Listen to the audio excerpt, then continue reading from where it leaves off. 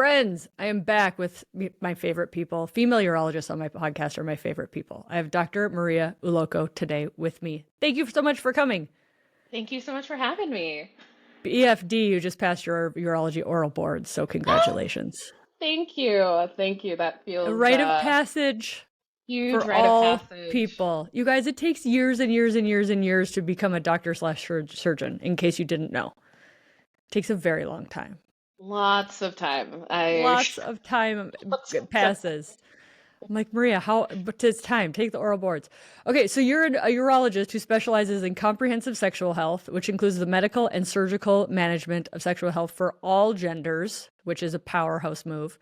This ranges from menopause management to complex erectile dysfunction. You're considered a leader in chronic pelvic pain and vulvar conditions.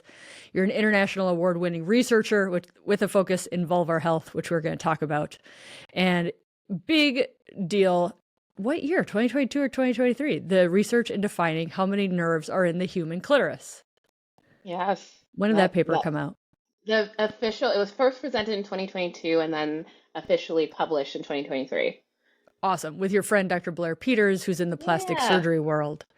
Um, so my book, to talk about me for a hot second, but this comes back to you. So my book got bought by Hachette and it's going to be republished in September. And they're like, do you want to change anything? And I'm like, I need to change one thing. And in it, it had said that we didn't know how many nerves were in the female clitoris because I had written it before you published your paper. So that was the one piece of data and new research study that I put in the book. Um, Thank you. Thank you so much. I love that I can contribute to science in a way and then also contribute to like updates in your book. I know. It's so awesome. How did you guys, well, let's back up for a hot second. Why urology? Why sex med?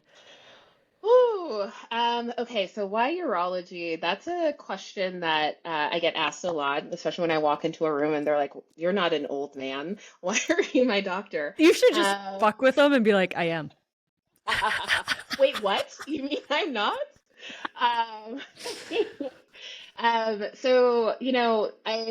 the story is serendipity, and then also it speaks to why representation matters. So I got into medical school at 17. I did a 6-year program right out of high school. And I was already that kid that like kind of loved dirty jokes, and everyone knew that was me. And so when I got in, all my friends from high school were like, "You're gonna become a urologist," and I was like, "Dick jokes, hell yeah." Um, not knowing anything about urology, not even knowing that, like I was such a clueless high schooler. Like I don't come from a physician family. I'm an immigrant myself. And so I'm going through the process and I'm realizing that, oh, surgery, that's very definitive. Like I like seeing a problem and then fixing it. And so when I took my surgery rotation, it was one of the most miserable experiences of my life. All the surgeons were miserable, except for one, Dr. Christy Gooden, who was a transplant surgeon that really instilled in me this idea of find something that when you wake up every single day, you are so excited about. And I was like, girl, this ain't it. Like every day on surgery, all the residents were miserable, the attendings were mean. And I was like, maybe surgery isn't for me. But I'd already signed up for a women in surgery conference in San Francisco. And I went, and the only person that I really, really resonated with was a female urologist, Dr. Hadley Wood, who's a reconstructive surgeon at Cleveland Clinic. And that was the first time I, one, ever saw a female urologist. And then two, like, she was so well dressed, so nice, so funny, so personable. I was like, I want to be you when I grow up. And that's literally how I became a urologist. And I took a rotation and loved it. And then I just kept taking more rotations. And I was like, okay, this is it. Um, then it also helped that I am someone that lives off of spite. So in medical school, I had a medical school appointed advisor who was this like old staunchy man that, said some really awful things to me. Like when I told him I was class president for the second time, he was like, they're giving leadership to physicians to women of color over white men. And I was like, oh, okay. Like, and this is a man with power. This is my during my annual review, and like, what am I supposed to say of that? Like, yeah, sure. It's the same person that also told me I could never be a surgeon because I am not serious enough. And I'm like, what does that mean? I'm very serious. I just told you I'm class president for the second time. Like, come on. So he told me I couldn't. So then I said, I bet. And so then I did it, got into the field and realized, like, okay, maybe it just never fit the pattern of like seeing Dr. Gooden, like seeing Dr. Chrissy Gooden being waking up in the middle of the night, watching her be so excited to be able to transplant these patients at 2 or 3 o'clock in the morning, like just so high the octane energy, like all the things. And so I was like, I don't have that same passion for general urology. And I was getting a little nervous, especially when it came time to like decide whether to be fellowship trained or just go into clinical practice. And I realized like the thing that I loved the most was sexual health. I've always been interested in that. And then I met Erwin Goldstein, who is such a champion for women. And when I met him at this traveling fellowship award that I got, he was the person that was like, you're a woman, you are into sexual health. How about also learning about women's sexual health? And I didn't even know that was a thing. Didn't know that was something available to urologists. And also, I was living in Minnesota for 5 years, and I was like, San Diego, say less. Um, Did you do Mayo or did you do U of M for? I did U of M, and I was just so You did cold. U of Like, M for residency? How do I not even know yeah, this? I'm from did Duluth. you? Oh my No, I gosh. went to med Oh, school there. yes, No it's freezing. kidding. Freezing. It's terrifying. How do people even have sex in that state? It's so cold. It's so cold. That's why I had to It's go to San like Diego impossible. to learn about it. And so once I was there, I then fell in love. I finally understood what Dr. Gooden was saying. I was like, oh my God, I eat, breathe, sleep this. Like it was so fun to learn even more about male sexual health and go deeper, deeper, deeper, super nerdy stuff. But now it was exposing all of this huge gap in my training that I'd never even noticed. It's the female vulvar sexual health part of things and seeing how it related to urology. And I was like, wait a second, we're really bad at recurrent UTIs. And turns out a lot of these vulvar conditions mimic UTIs. And whoa, whoa, whoa. It was like it just felt like finally my training was complete. And also all the people that are in this world and in this space are super fun. There's just a brevity, there's a lot of seriousness. Obviously we take our jobs very seriously, but it's sex. No one is dying. That's a lie. Some people do die from these things. But, in terms of going, like, you can just give so much joy and life and breath and all the things through our work, which just makes me so happy. Yeah, my story really parallels you. Number one, Goldstein, he came up to my practice to do an intra rosa talk, which is a Mm-hmm. DHEA for the vulva, which is an amazing product for people who don't know. Mm-hmm. And I met him, and he's like, "You're the future of female sexual health." And I'm like, yeah, whatever, blah blah blah blah blah, right? And like the more that is becoming a true statement, the more it just makes me want to cry. Of like Yeah. when he chooses you, he sees it. Yeah. No, Yeah. he has like a weird what's the word? Like he like it's not like he like sees into the future in like the weirdest ways possible. Yeah, I love it. For me, it's the hormones, like that, like Hmm. eat sleep. Like I am literally reading more journal articles now than than I ever have in my life. And I was a voracious reader in residency. Like I always won the award for that whatever that test you have to take every year and stuff like Yeah, that. yeah, yeah. Like I was not a schlumpy resident by any means, and now I'm like I cannot get enough of female hormones. And I think, I see this in you and I see this in me is a lot of this work is equality, equity, policy, advocacy. Like it is this amazing piece of the world where you're like, this affects everybody. And it's Yes. real, the boots on the ground is real bad as far as what the current standard of care is. Yes. Yes. It's also why I love it because, I think with great power comes great responsibility. And I think having this knowledge about hormones, sexual health, menopause, to vulvar pain to like it just means that I am a more complete doctor and physician, and able and a better scientist even. I mean, Dr. Goldstein really taught in me, stay curious. You know, if someone's telling you a symptom that you've never heard of before, it's not doesn't necessarily fit the pattern. Get curious about that and explore that deeper. They might be showing you something. And that's just this fun ability to explore. But then also the policy and the advocacy side. I created one of the first vulvar health centers in the United States run by a urologist. And everyone told me like this is going to be really hard in a healthcare system with insurance and all those things. Like I really wanted to be able to prove that you could do this work in insurance, not just essentially taking what we did in Goldstein's clinic and then essentially reconfiguring it into an insurance model. And that was tough and also made me really hyper aware of all of the policy changes that need to happen. And without being able to see that, no matter what degree of like patient education and front facing education that we do, there's still going to be barriers when they leave our conversations that I would have never been aware of. I would have been like, yeah, we did a great job. Look at the high five. We were engaging and fun and we taught.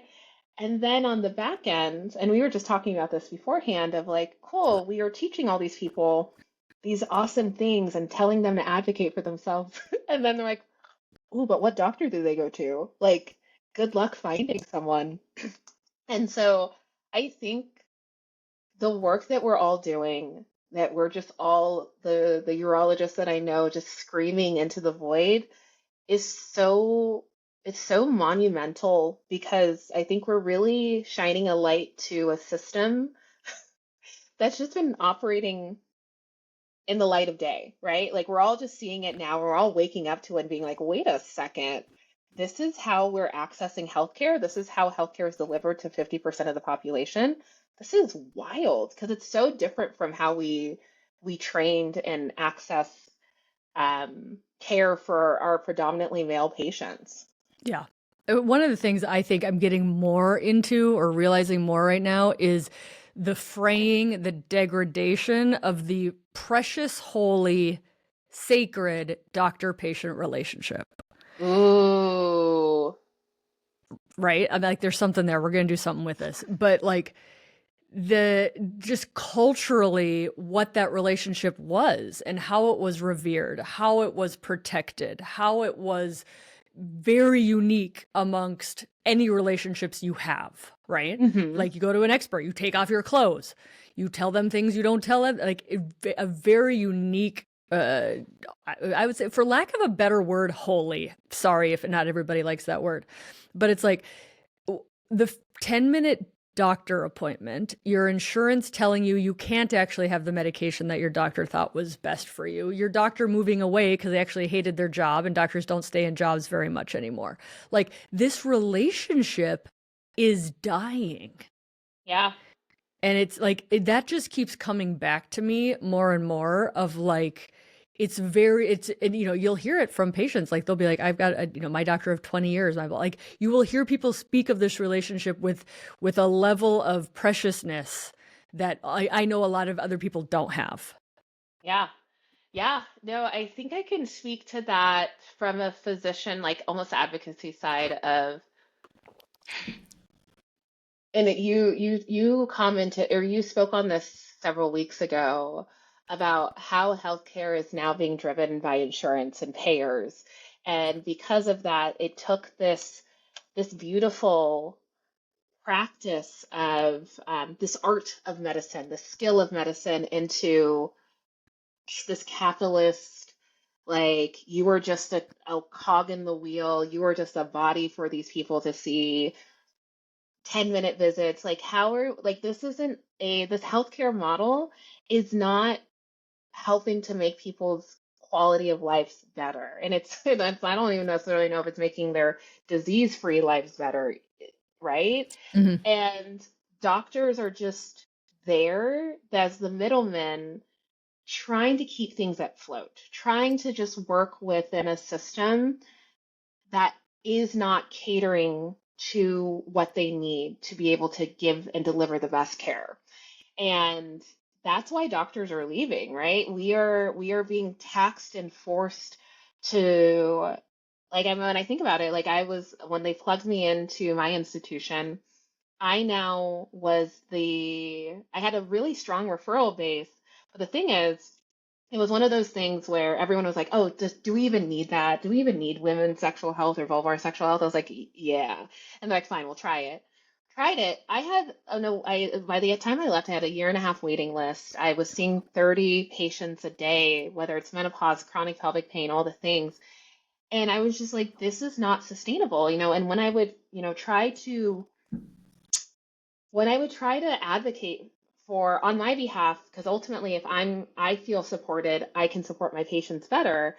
I was always kind of gaslit into being like, oh, in a couple of years we'll be able to get you this, that, and the other. And it's like, I don't necessarily know what metrics I have to be meeting to for you all to deem this work worthy, for you all to deem that I shouldn't be like burning myself out to be able to see all these patients, answer all their inbox questions, sit with them through their most traumatic experiences because all the other providers in the healthcare system have dismissed them, and I would not have any clinical support. Like, this feels a little ridiculous, and it almost felt like, how dare you ask for help? How dare you do these things? And, this is the system that doctors are currently facing, and I can understand why they're leaving, why they're fleeing.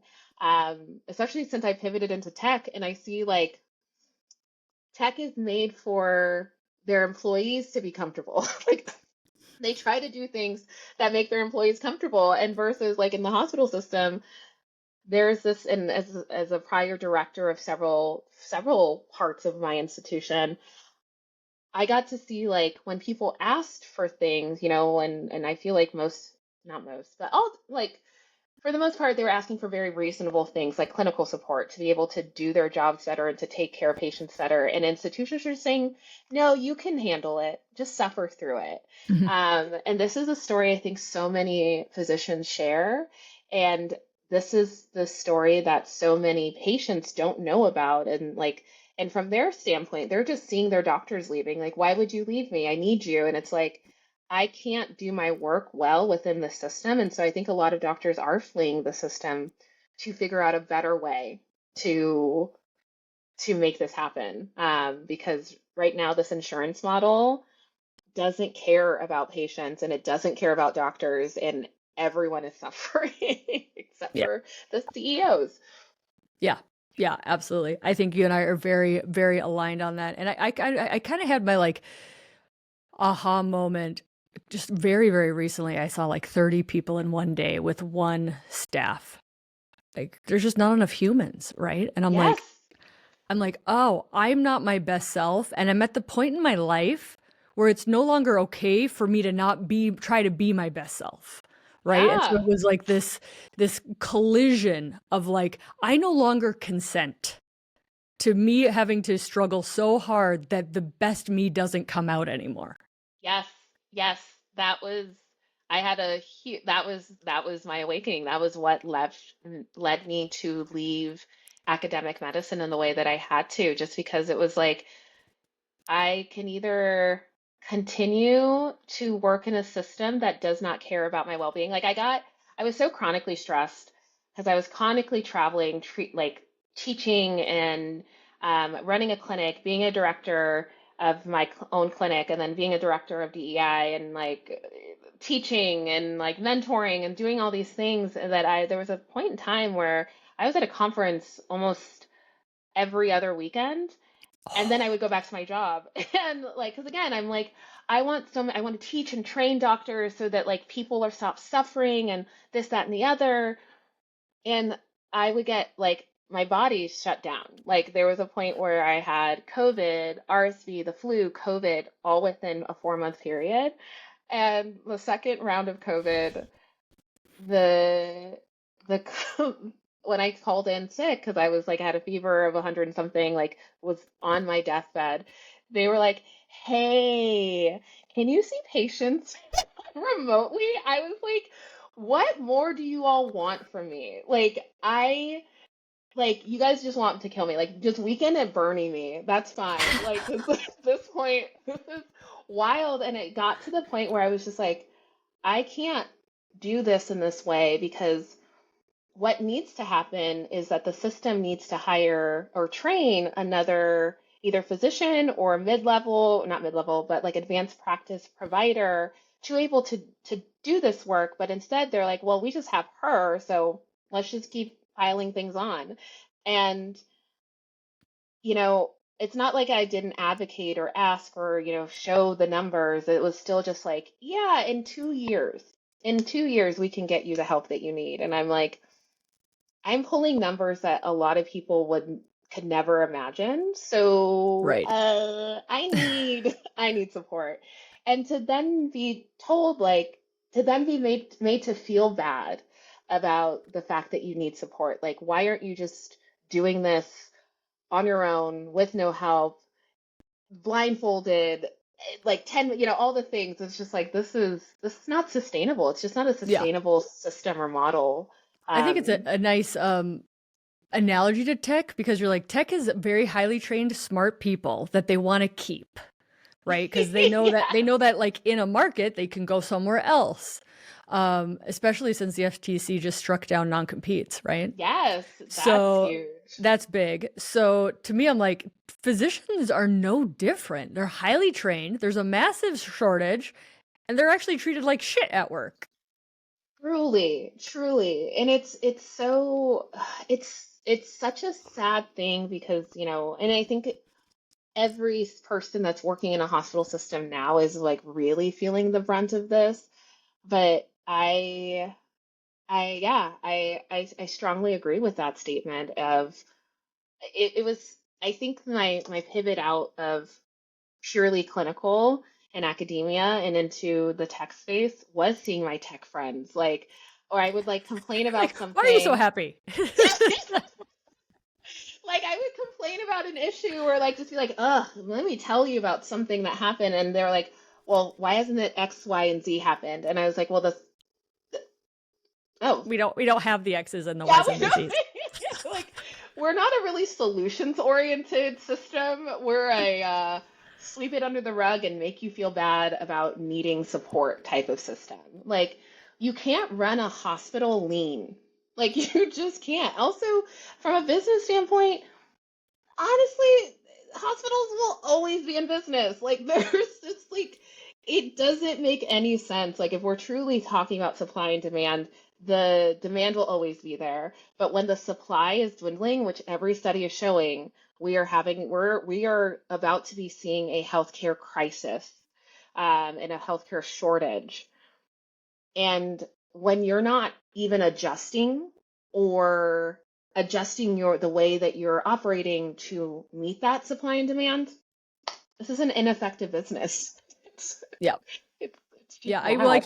keep seeing, from the people who create the trained people of like we need to train more people. And I'm like, no, they're gonna quit too. Like you can't just train more people and put them in a miserable system. How about keep the how like we were talking about it takes so long to make a well-trained nurse, to make a well-trained scrub tech, to make a well-trained surgeon, to make a well-trained nurse manager, right? Like it takes a long time and we're losing these very talented people to the system. Yes, yes, Yeah. It's not, I don't yeah, want anybody to think like, oh, the poor doctors are complaining. Like, no, we speak for all the people in healthcare.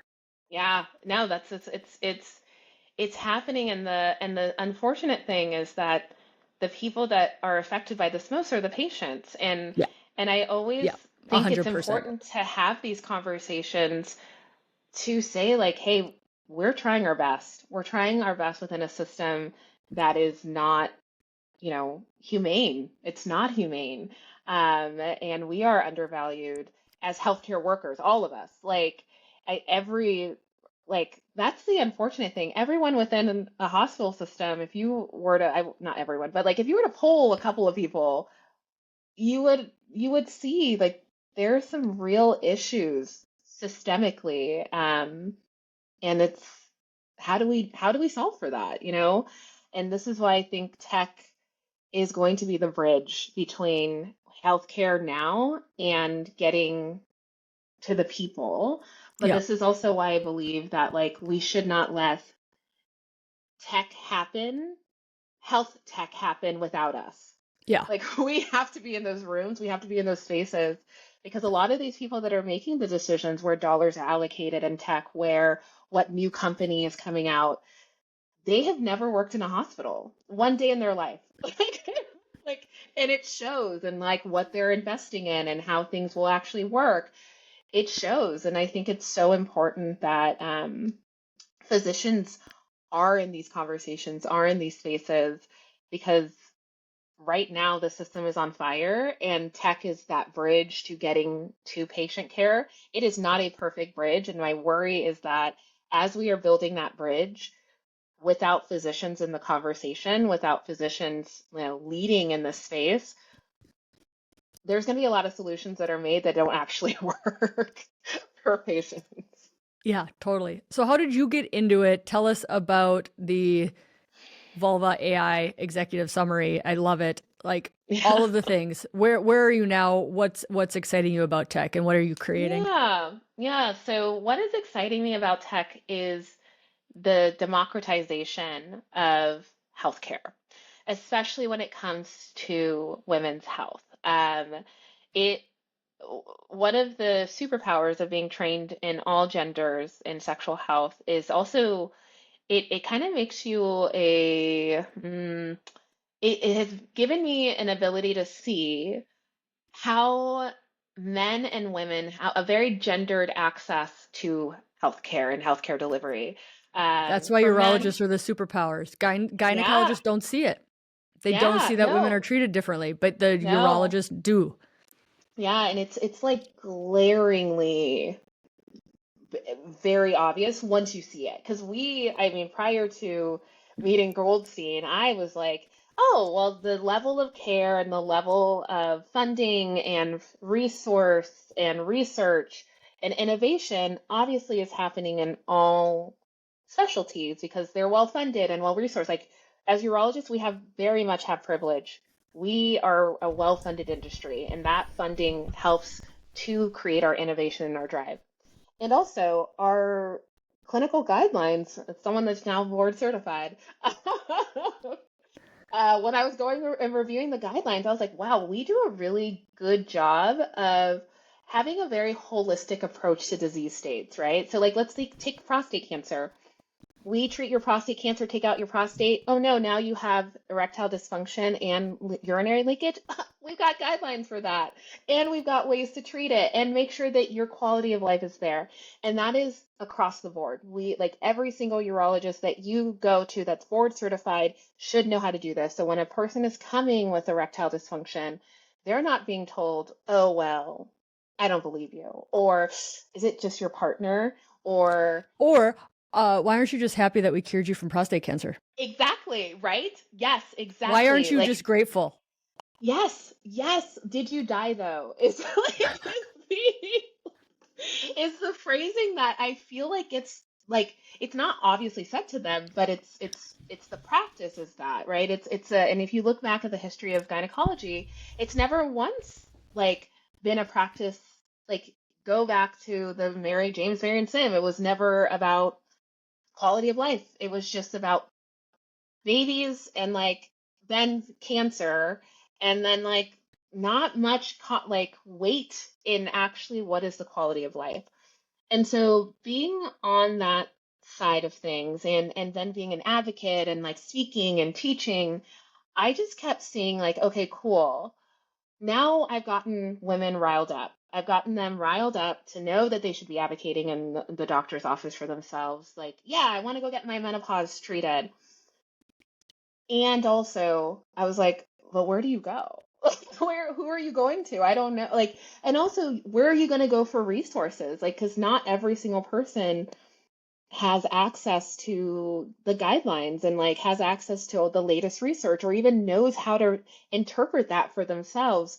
And so I kept seeing again where we're at, the problem, and then the problem, the actual what is actually happening in healthcare, and then how it's affecting patients. So and also someone as a chronic pelvic pain specialist, my patients needed so much support, not because they are needy. Like I actually think chronic pelvic pain is they're my favorite people to treat. Highly motivated, all the things, but would have to spend so much time debunking all the myths, then teaching them about their bodies, and then we could actually get to work. But the thing is that years and years and years of maltreatment or mistreatment, misdiagnosis led to such a much more complex problem. Yeah, And yeah. You've got a traumatized human in front of you now. yeah, every single one. And I was just like, or my favorite was the person that had never seen a doctor before. They were just like, yeah, I just started not too long ago. And I was like, ugh, yes, I can, I don't have to unpack all of this trauma and then reteach you the right thing or re-engage with you in a way. And I was just seeing how just unsupported all these people were. And like there's only like I think Ishwish has like 300 or 400 doctors in sexual health from their registry. There might be more. I don't that are registered, but the last time I looked, and I'm realizing that there's like 3 billion vulvas in the world. And it's like, okay, do they The all come math see doesn't us? math.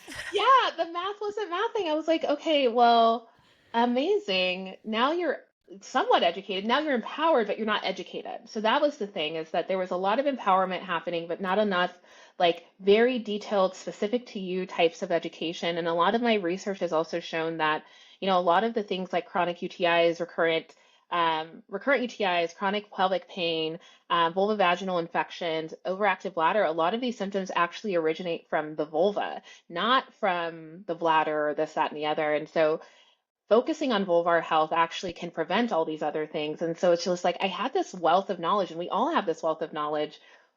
And I was like, how can I get that wealth of knowledge? Like, take this brain, take the clinical experience that patients have with me, and give it directly to the patients in a very tangible, easy to digest way to educate themselves so that they can then go to their doctor, the doctor that's supposed to know how to do this already, and advocate for themselves and be like, hey, I think I might have this condition. I read, and here's the evidence that shows that, this is how you get it diagnosed. I would like these tests, and this is the method to treatment. And to actually have patients be able to track their treatment so that they can figure out how they're doing, right? Like we have Aura rings to track all the other things. Why can't we track our treatment success, our diagnostic success, all these things? Because this is what especially my Gen Z millennial patients, they want all that data. They want to know how their symptoms are doing, what's going on with their bodies. And they couldn't find it. Like if you go on Google, most of what's in sexual health, vulvar health, all of this stuff is wrong. And Dude, when you so, start realizing the internet's wrong, that's when you've truly woken up, right? yeah. Like I was like, Google has the definition of testosterone wrong. Oh, Yes. we're in trouble. Yes. Yes. Like these patients are going to Yeah. Reddit, they're going to Facebook to get help and care. And I'm like, this isn't normal, especially because these disease states are very common. Chronic pelvic pain, 1 in 4 people, chronic UTIs and chronic pelvic pain, 85 million women a year suffer this, vulva owners, women, like all the things. This is costing the healthcare industry $85 billion. And instead of us restructuring our education system and our training system actually include vulvar health, we're just telling our patients, you're crazy. Yeah. Oh, Yeah. those symptoms And aren't let's try real. a different antibiotic. Let's try a different antibiotic. And I was like, okay, so I'm trying to train all these doctors. We're trying to, talk to ACOG, AMA about like, hey, what about we like restructure how we're training and how we're teaching and all these things? And they're all kind of like, whatever. And so I was like, you know what? I'm just going to build something that's going to go straight to patients. I cannot be in every single doctor's visit with you, but how can I be able to give you all of the information, essentially the roadmap to get your own diagnosis, to be the most trusted source for your sexual health care? And in a perfect world, I want to build the Women's Health Google where you're actually getting evidence-based, correct care right in your pocket. So The idea was to utilize AI and tech to help people with chronic UTIs, recurrent vaginal infections, chronic pelvic pain, overactive bladder symptoms, and interstitial cystitis or painful bladder symptoms get cheaper, faster, more accurate diagnosis. Love it. Where are you Yeah. with it? Where can people go for the to like see are you in beta testing? Like where are you Yeah. with everything? Yeah, so we're in beta testing. I finished the UCLA Health Accelerator, Health Equity Accelerator. I'm in the LA Plug Very Accelerator cool. now. And we're beta testing, and I'm opening my pre-seed round May 1st. So if anyone Huge. is like, and this is the thing too that I always like to tell people is like, I need women to buy into this. Like not just from a like monetary standpoint, but from a not even buy into the idea that the healthcare system doesn't have your back. We are it doesn't even have your front. Honestly. No, but like I think a lot of people are like, yeah, Maria, she'll fix it. And I'm like, no, no, no, no, no. I need buy-in. Like this is something that this is a really ultimately what I want to create is something I'm calling a vulvar revolution. I want to empower women and people with vulvas to understand that they are their biggest healthcare advocates, and they have so much power. It's actually wild how much power patients have, but they don't know they have that. And there's like actual legal words Yeah. and terms and this, that, and the other, and ways to do that. They don't know that. And I want to be able to teach them those things. And I want to create a movement. I want women and people with vulvas to start saying, I deserve better care, period. I deserve better Yes. care, period. And it's not gonna be one person. I am one person. I cannot change the system. It's actually going to be like the doctors we're advocating. I mean, like you got this podcast, you got this platform, you are doing so much education and work, and we're advocating for change and policy and reform, all these things. 7, 10, 15, 20 of us is not going to do as much as thousands, millions of us collectively educating ourselves, empowering ourselves, and holding the healthcare system accountable. Because the amount of patient stories that I heard of like they told me I was crazy, they told me nothing was wrong with me, they stopped me on my medications. If these people had had some resource or some guide to say that's not even by the guidelines, that's not even by the book, they would have had such a better quality of life, way less suffering, all of these things. And those stories broke my heart. It's like if you had just known what was what was the correct thing and what was the right thing instead of whatever that physician felt into that day. Like there's a lot of feelings versus facts in women's health, which drives me crazy. And so I want to arm every patient with facts so that they can combat people's feelings.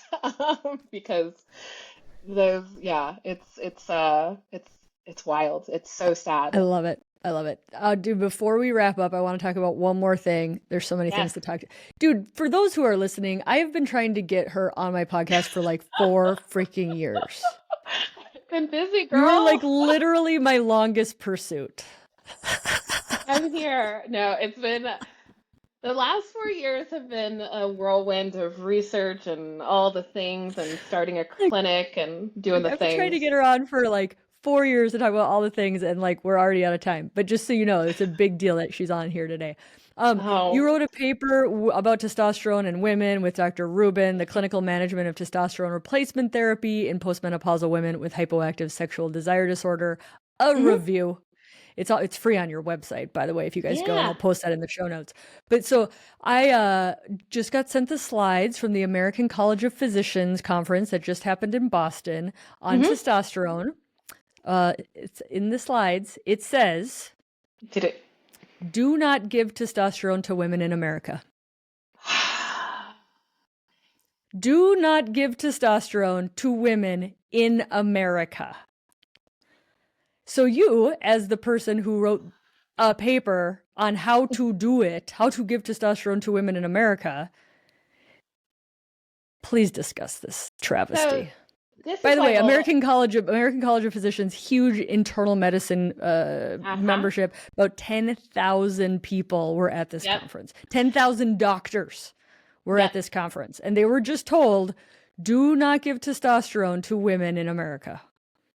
So this is why vulva AI has to exist, right? Because, you know, if that now those 10,000 doctors are going to go out because there's this weird thing where we're just like, whatever, women's health, just sure, whatever. Like someone will fill me in. Someone will fill me in on the gaps. So that doctor is now most likely that person looking at those slides is not going to be like, I wonder if that's correct. They're just going to be like, obviously, that's the right thing, despite having international, national guidelines around this topic, this very goddamn topic, right? Like, it's not just urologists that endorse, it's not just sexual medicine specialists that endorse it, like the National Society of Endocrinology, like all of these big, I think it was 9, like international governing agencies have sanctioned this, have said this is safe when done safely, and this is how to do it. And this is what drives me crazy is that, you know, I talk about how research is advocacy. That's why I do a lot of research, that's why I just do the things.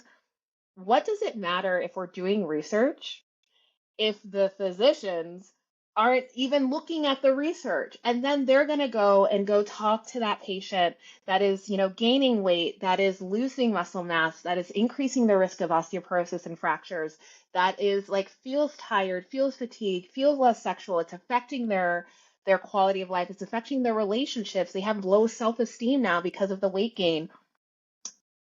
They're going to go tell that person, no, you don't deserve testosterone, it's too dangerous. And that person, because they don't have a resource or a guide, are just going to say, I guess that's it then, and then internalize that essentially wrong information and say, well, that's it, and then move about their way. That is why I created Vulva AI, because the amount of people that are just the amount of physicians that are propagating and telling patients truly wrong clinical information about their bodies and preventing them from getting treatment and care, it's too many. It's too many. It's happening too much.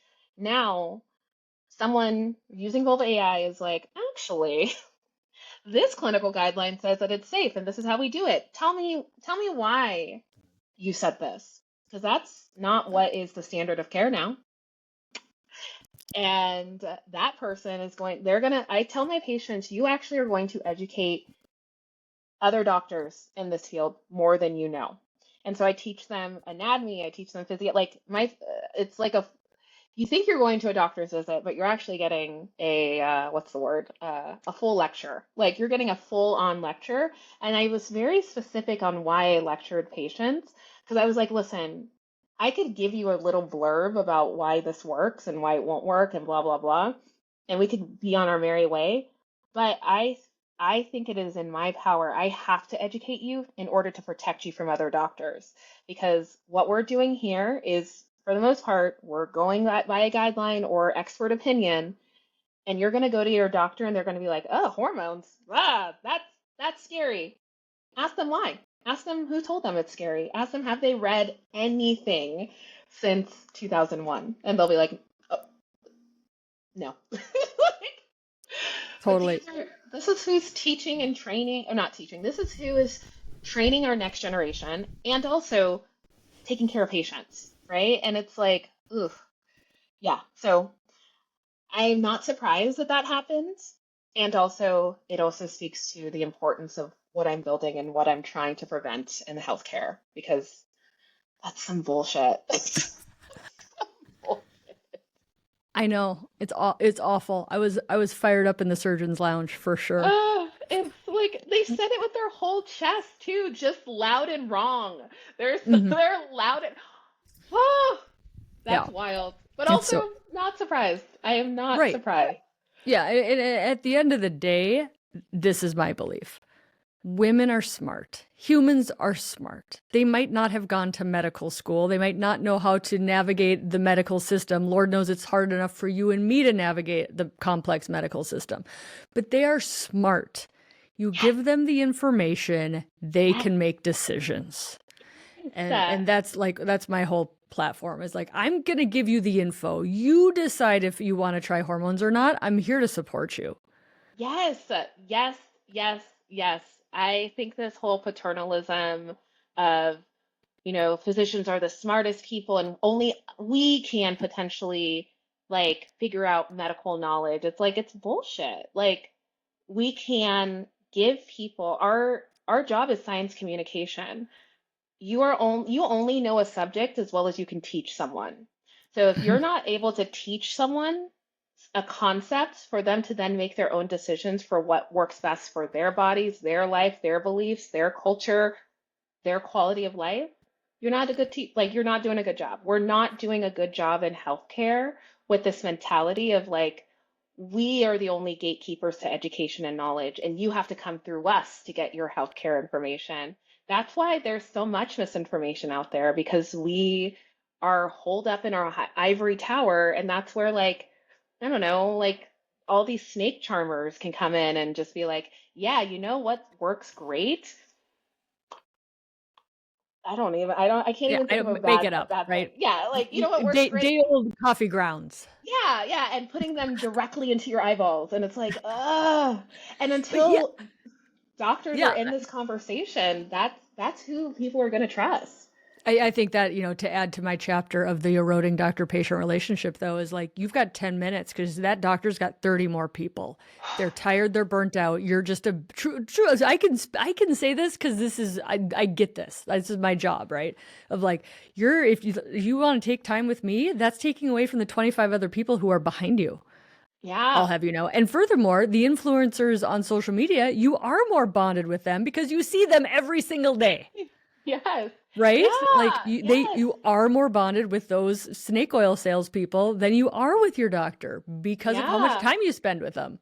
Yes. So Yes. yeah, That is it's so the true. And this system is is what, not working in anybody's favor right now. no. And, but I'm so grateful for platforms like this.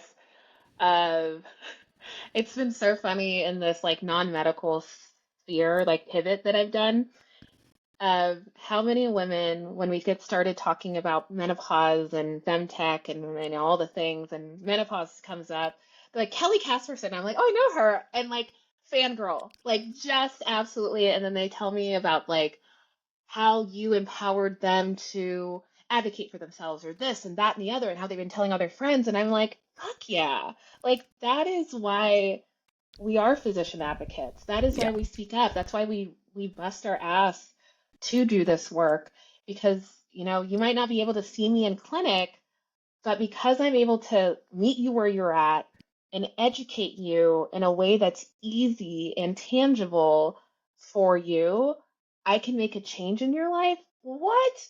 Our forefathers could have never done that, right? And it's like, why do we continue to uphold this traditional model that's clearly not working?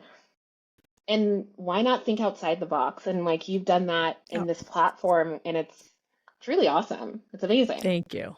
Yeah. Yeah. I mean, you're right. It takes a lot of work. And I think, when people see that and they reflect it back to me, I'm like, yeah, but I love it and it's fine. But like, no, this legit takes hours, you guys. Like, Oh, it so much is work. work. But like, I wouldn't. I wouldn't give it up. I wouldn't change. I wouldn't go back to before I started. Like my life is so much better for having done this work Yeah. that it's definitely the choice that the universe picked for me, and I'm on the ride, and I'm so glad you Yeah. pivoted. I'm so glad you got healthy and got out of a system, and I love that 4 years into this freaking podcast, we finally got time to podcast together. We did it. We did We it. did it. Yeah. Awesome. Okay, I'll put everything in the show notes, and thank you so much for coming on. Thank you for having me.